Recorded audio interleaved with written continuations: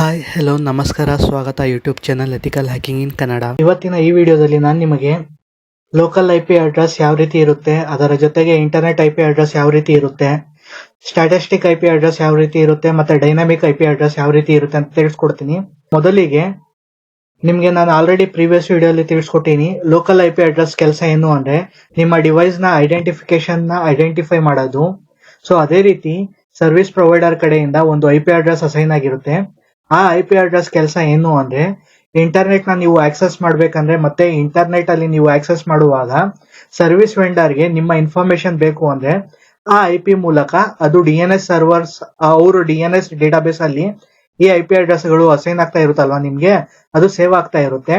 ಅದೇ ರೀತಿ statistic IP address ಅಂದ್ರೆ ಅದು ಒಂದ್ಸತಿ ಅಸೈನ್ ಆಯ್ತು ಅಂದ್ರೆ ಮತ್ತೆ ನಿಮ್ಗೆ ಅದು ಚೇಂಜ್ ಆಗೋದಿಲ್ಲ. ಡೈನಾಮಿಕ್ IP ಅಡ್ರೆಸ್ ಏನು ಅಂದ್ರೆ ಅದು ಕಾನ್ಸ್ಟೆಂಟ್ ಆಗಿ ಚೇಂಜ್ ಆಗ್ತಾ ಇರುತ್ತೆ. ಸೊ ನಾನು ನಿಮ್ಗೆ ಅದರ ಉದಾಹರಣೆಗಳನ್ನ ತಿಳಿಸ್ತಾ ಇದ್ದೀನಿ. ನೋಡಿ, ನಾನು VM ವರ್ಕ್ ಸ್ಟೇಷನ್ ಅಲ್ಲಿ ಕಾಲಿ ಲಿನಕ್ಸ್ ನ ಇನ್ಸ್ಟಾಲ್ ಮಾಡೀನಿ. ಅದರಲ್ಲಿ ನಾನು ಕಮಾಂಡ್ ಲೈನ್ ಓಪನ್ ಮಾಡಿ ನನ್ನ IP ಅಡ್ರೆಸ್ ಯಾವುದು, ಲೋಕಲ್ IP ಅಡ್ರೆಸ್ ಯಾವುದು ಅಂತ ಚೆಕ್ ಮಾಡ್ತಾ ಇದ್ದೀನಿ. ಖಾಲಿ ಲಿನಕ್ಸ್ ಅಲ್ಲಿ ನಾವು IP ಅಡ್ರೆಸ್ ನ ಚೆಕ್ ಮಾಡ್ಬೇಕಂದ್ರೆ ifconfig ಅಂತ ಯೂಸ್ ಮಾಡ್ತೀರಿ. ಅದೇ ರೀತಿ ನಾವು ವಿಂಡೋಸ್ ಅಲ್ಲಿ ಚೆಕ್ ಮಾಡ್ಬೇಕಂದ್ರೆ ipconfig ಅಂತ ಯೂಸ್ ಮಾಡ್ತೀರಿ. ಸೊ ನೋಡಿ, ನಾನು ifconfig ಅಂತ ಟೈಪ್ ಮಾಡಿ ಎಂಟರ್ ಕೊಟ್ಟಾಗ ನನಗೆ ಇಲ್ಲಿ ಒಂದು IP ಅಡ್ರೆಸ್ ಶೋಕೇಶ್ ಆಗ್ತಾ ಇದೆ. 192.168.204.132 ಅಂತ. ಇದು ನನ್ನ ಲೋಕಲ್ IP ಅಡ್ರೆಸ್ ಆಗಿರುತ್ತೆ. ಇದರ ಕೆಲಸ ಏನು ಅಂದ್ರೆ ನನ್ನ ಡಿವೈಸ್ ನ ಐಡೆಂಟಿಫಿಕೇಶನ್ ನ ಶೋಕೇಶ್ ಮಾಡೋದಕ್ಕೆ ಯೂಸ್ ಆಗುತ್ತೆ. ಸೊ ಅದೇ ರೀತಿ ನಾನು ಗೂಗಲ್ ಅಲ್ಲಿ ಹೋಗಿ ವಾಟ್ ಈಸ್ ಮೈ IP ಅಂತ ಸರ್ಚ್ ಮಾಡ್ತಾ ಇದೀನಿ. ಆಲ್ರೆಡಿ ನಾನು ಇಲ್ಲಿ ಸರ್ಚ್ ಮಾಡಿ ಇಟ್ಕೊಂಡಿದ್ದೀನಿ ನಿಮ್ಗೆ ತೋರ್ಸೋದಕ್ಕೆ. ಸೊ ನೋಡಿ, ನಾನು ವಾಟ್ ಈಸ್ ಮೈ IP ಅಂತ ಸರ್ಚ್ ಮಾಡಿದಾಗ ನನಗೆ ಇಲ್ಲಿ ಮತ್ತೊಂದು IP ಅಡ್ರೆಸ್, ಡಿಫ್ರೆಂಟ್ ಆಗಿರುವಂತಹ IP ಅಡ್ರೆಸ್ ನ ತೋರಿಸ್ತಾ ಇದೆ. ಈ IP ಅಡ್ರೆಸ್ ಸರ್ವಿಸ್ ಪ್ರೊವೈಡರ್ ಕಡೆಯಿಂದ ನನಗೆ ಅಸೈನ್ ಆಗಿರುತ್ತೆ. ಇದು ಬೇಸಿಕ್ಲಿ ಏನ್ ಮಾಡುತ್ತೆ ಅಂದ್ರೆ, ನಾನು ಇಂಟರ್ನೆಟ್ ನ ಅಂತರ್ಜಾಲದಲ್ಲಿ ಆಕ್ಸೆಸ್ ಮಾಡ್ತಾ ಇರ್ತೀನಿ ಅಲ್ವಾ, ಸೊ ಅಲ್ಲಿ ಸುಮಾರು ಜನಗಳು ಇರ್ತಾರೆ ಮತ್ತೆ ಸುಮಾರು ಡಿವೈಸಸ್ ಇರುತ್ತೆ. ಅಲ್ಲಿ ನನ್ನ ಐಡೆಂಟಿಫಿಕೇಶನ್ ಮಾಡೋದಕ್ಕೆ ಈ IP ಅಡ್ರೆಸ್ ಯೂಸ್ ಆಗುತ್ತೆ, ಅಂದ್ರೆ ಇಂಟರ್ನೆಟ್ IP ಅಡ್ರೆಸ್ ಯೂಸ್ ಆಗುತ್ತೆ. ಅದೇ ರೀತಿ ನಾನು ನಿಮ್ಗೆ ಇಲ್ಲಿ ಸ್ಟ್ಯಾಟಿಸ್ಟಿಕ್ IP ಅಡ್ರೆಸ್ ಮತ್ತೆ ಡೈನಾಮಿಕ್ IP ಅಡ್ರೆಸ್ ಗಳ ಬಗ್ಗೆ ತಿಳಿಸ್ಕೊಡ್ತೀನಿ. ಸೊ ಇಲ್ಲಿ ನೋಡಿ, ನಾನು ಒಂದು ಸರ್ವಿಸ್ ಪ್ರೊವೈಡರ್ ಅಂದ್ರೆ ಕ್ಲೌಡ್ ಸರ್ವಿಸ್ ಪ್ರೊವೈಡರ್ ನ ಅಕೌಂಟ್ ಅಲ್ಲಿ, ಸೊ ನಾನು ಆನ್ಲೈನ್ ಅಲ್ಲಿ ಒಂದು ಕಂಪ್ಯೂಟರ್ ನ ಪರ್ಚೇಸ್ ಮಾಡೀನಿ, ಅಥವಾ ಸರ್ವರ್ ನ ಅಂತ ತಿಳ್ಕೊಳ್ಳಿ, ಪರ್ಚೇಸ್ ಮಾಡೀನಿ. ಸೊ ಈ ಸರ್ವರ್ ಗೆ ನನಗೆ ಸರ್ವಿಸ್ ಪ್ರೊವೈಡರ್ ಕಡೆಯಿಂದ ಎರಡು IP ಅಡ್ರೆಸ್ ಅಸೈನ್ ಆಗಿರುತ್ತೆ. ಒಂದು ಬಂದು ಪಬ್ಲಿಕ್ IP ಅಡ್ರೆಸ್ ಮತ್ತೆ ಒಂದು ಬಂದು ಪ್ರೈವೇಟ್ IP ಅಡ್ರೆಸ್. ಈ ಪಬ್ಲಿಕ್ IP ಅಡ್ರೆಸ್ ಮೂಲಕ ನಾವು ಈ ಸರ್ವರ್ ನ ಆಕ್ಸೆಸ್ ಮಾಡ್ತೀವಿ, ಈ ಕಂಪ್ಯೂಟರ್ ನ ಆಕ್ಸೆಸ್ ಮಾಡ್ತೀವಿ. ಸೊ ನೋಡಿ, ನನಗೆ ಅಸೈನ್ ಆಗಿರುವಂತಹ IP ಅಡ್ರೆಸ್ 43.205.114.81 ಅಂತ. ಸೊ ನಾನು ಸರ್ವರ್ ನ ಅಥವಾ ಕಂಪ್ಯೂಟರ್ ನ ಸ್ಟಾಪ್ ಮಾಡಿ ರೀಸ್ಟಾರ್ಟ್ ಮಾಡಿದಾಗ ಈ IP ಅಡ್ರೆಸ್ ಏನಾದ್ರು ಚೇಂಜ್ ಆದ್ರೆ ಇದು ಡೈನಾಮಿಕ್ IP ಅಡ್ರೆಸ್ ಆಗಿರುತ್ತೆ. ನೋಡಿ, ನಾನು ಎಕ್ಸಾಂಪಲ್ ತಿಳಿಸ್ಕೊಡ್ತಾ ಇದೀನಿ. ನೋಡಿ, ನಾನು ಇವಾಗ ನನ್ನ ಕಂಪ್ಯೂಟರ್ ನ ಸ್ಟಾಪ್ ಮಾಡಿದೆ ಅಥವಾ ಶಟ್ ಡೌನ್ ಮಾಡಿದೆ ಅಂತಾನೆ ತಿಳ್ಕೊಳ್ಳಿ. ಶಟ್ ಡೌನ್ ಮಾಡಿ ನಾನೇನ್ ಮಾಡ್ತೀನಿ, ಮತ್ತೆ ಅದನ್ನ ರೀಸ್ಟಾರ್ಟ್ ಮಾಡ್ತೀನಿ. ರೀಸ್ಟಾರ್ಟ್ ಮಾಡಿದಾಗ ಈ IP ಅಡ್ರೆಸ್ 43.205.114.81 ಈ IP ಅಡ್ರೆಸ್ ಚೇಂಜ್ ಆಗಿರುತ್ತೆ. ಇಂತಹ IP ಅಡ್ರೆಸ್ ಗಳನ್ನ ನಾವು ಡೈನಾಮಿಕ್ IP ಅಡ್ರೆಸ್ ಅಂತ ಕರಿತೀವಿ. ಸೊ ನೋಡಿ, ನಂದು ಇವಾಗ ಸರ್ವರ್ ಸ್ಟಾಪ್ ಆಗಿದೆ.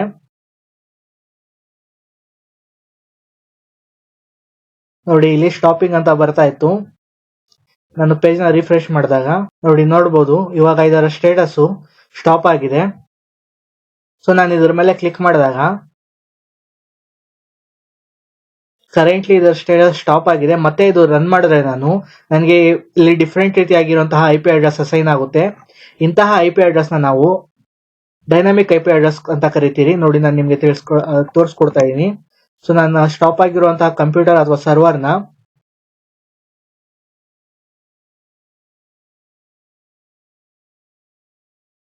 ಮತ್ತೆ ಸ್ಟಾರ್ಟ್ ಮಾಡ್ತಾ ಇದೀನಿ. ಸೊ ಮೊದಲಿಗೆ ನಮಗೆ IP ಅಡ್ರೆಸ್ ಅಸೈನ್ ಆಗಿ ಇದ್ದು ಡಿಫ್ರೆಂಟ್, ಇವಾಗ ಅಸೈನ್ ಆಗುವಂತಹ IP ಅಡ್ರೆಸ್ ಡಿಫ್ರೆಂಟ್ ಇರುತ್ತೆ.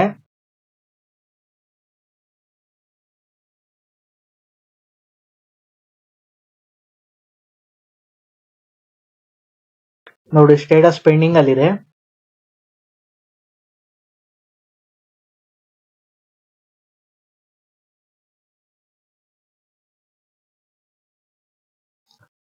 ನೀವು ನೋಡಬಹುದು ಇಲ್ಲಿ IP ಅಡ್ರೆಸ್ ಇನ್ನ ಅಸೈನ್ ಆಗಿಲ್ಲ ನಮಗೆ. ಇದು ರನ್ನಿಂಗ್ ಸ್ಟೇಟ್ ಬಂದಾಗ ಇಲ್ಲಿ ಒಂದು ಪಬ್ಲಿಕ್ IP ಅಡ್ರೆಸ್ ಅಸೈನ್ ಆಗುತ್ತೆ. ಆ public IP address previous IP address ಗಿಂತ ಡಿಫ್ರೆಂಟ್ ಇರುತ್ತೆ. ಸೊ ನೋಡಿ, ಇದು ಇವಾಗ ರನ್ನಿಂಗ್ ಸ್ಟೇಟ್ ಬಂದಿದೆ.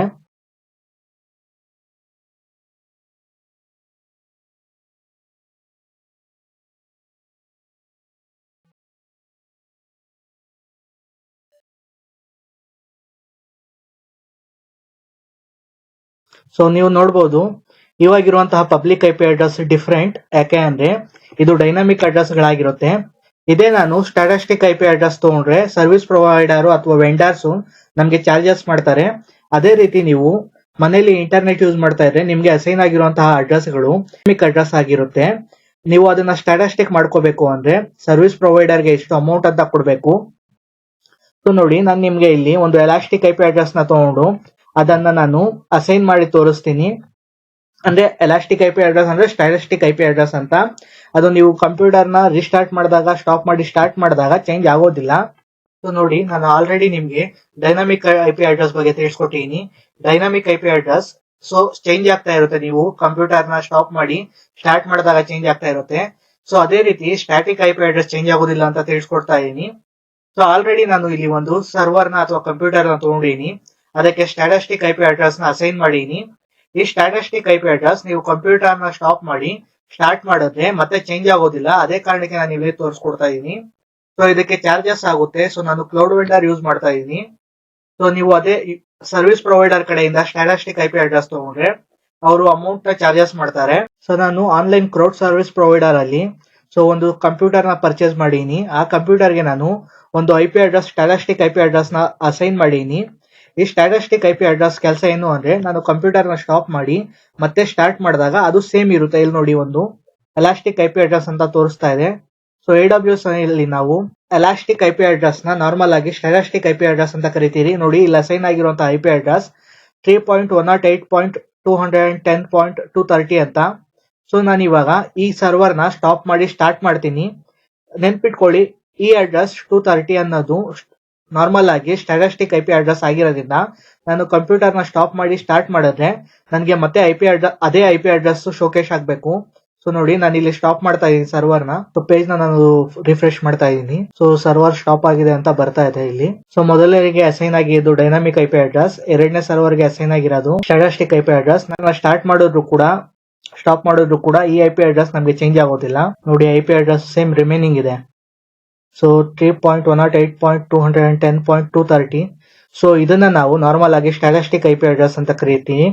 ಸ್ಟಾಟಿಸ್ಟಿಕ್ ಐ ಪಿ ಅಡ್ರೆಸ್ ನಮಗೆ ಎಲ್ಲಿ ಯೂಸ್ ಆಗುತ್ತೆ ಅಂದ್ರೆ ನಾವು ಯಾವ್ದಾದ್ರು ಡಿವೈಸ್ ನ ಎಕ್ಸ್ಪ್ಲಾಯ್ಟ್ ಮಾಡುವಾಗ ನಮ್ಮ ಐ ಪಿ ಅಡ್ರೆಸ್ ಚೇಂಜ್ ಮಾಡಬಾರದು. ಸೊ ಇಂತಹ ಸಮಯದಲ್ಲಿ ನಮಗೆ ಕಾನ್ಸ್ಟೆಂಟ್ ಆಗಿರುವಂತಹ ಒಂದು ಐ ಪಿ ಅಡ್ರೆಸ್ ಬೇಕಾಗಿರುತ್ತೆ. ಅಂತಹದ್ರಲ್ಲಿ ನಾವು ಸ್ಟಾಟಿಸ್ಟಿಕ್ ಐ ಪಿ ಅಡ್ರೆಸ್ ನ ಯೂಸ್ ಮಾಡ್ತೀರಿ. ಸೊ ನಿಮ್ಗೆ ಗೊತ್ತಿರೋ ಹಂಗೆ statistic I P address charges ಆಗೋದ್ರಿಂದ ಸೊ ನಾವೇನ್ ಮಾಡ್ತೀರಿ ಅಂದ್ರೆ ಆ ಡೈನಾಮಿಕ್ ಆಗಿರುವಂತಹ ಐ ಪಿ ಅಡ್ರೆಸ್ ನೇ ಸ್ಟಾಟಿಸ್ಟಿಕ್ ಐ ಪಿ ಆಗಿ ಕನ್ವರ್ಟ್ ಮಾಡ್ಕೊಂಡು ಅದರಿಂದ ನಾವು ಎಕ್ಸ್ಪ್ಲಾಯ್ಟ್ ಮಾಡ್ತೀರಿ. ಸೊ ಈ ರೀತಿಯಾಗಿ ನಾವು ಮೊದಲು ಐ ಪಿ ಅಡ್ರೆಸ್ ಗಳ ಬಗ್ಗೆ ತಿಳ್ಕೋಬೇಕು. ಯಾಕೆ ಅಂದ್ರೆ ಐ ಪಿ ಅಡ್ರೆಸ್ ಗಳಿಂದಾನೇ ನಾವು ಸರ್ವರ್ಸ್ ನ ಅಥವಾ ಡಿವೈಸಸ್ ನ ಹ್ಯಾಕ್ ಮಾಡೋದು. ಸೊ ಅದೇ ಕಾರಣಕ್ಕೆ ನಾನು ನಿಮ್ಗೆ ಇವತ್ತು ಲೋಕಲ್ ಐ ಪಿ ಅಡ್ರೆಸ್ ಮತ್ತೆ internet I P address, statistic I P address ಮತ್ತೆ ಡೈನಾಮಿಕ್ ಐ ಪಿ ಅಡ್ರೆಸ್ ಗಳಿಗೆ ಇರುವಂತಹ ವ್ಯತ್ಯಾಸಗಳನ್ನ ಪ್ರಾಕ್ಟಿಕಲ್ ಆಗಿ ತಿಳಿಸ್ಕೊಟ್ಟಿದ್ದೀನಿ.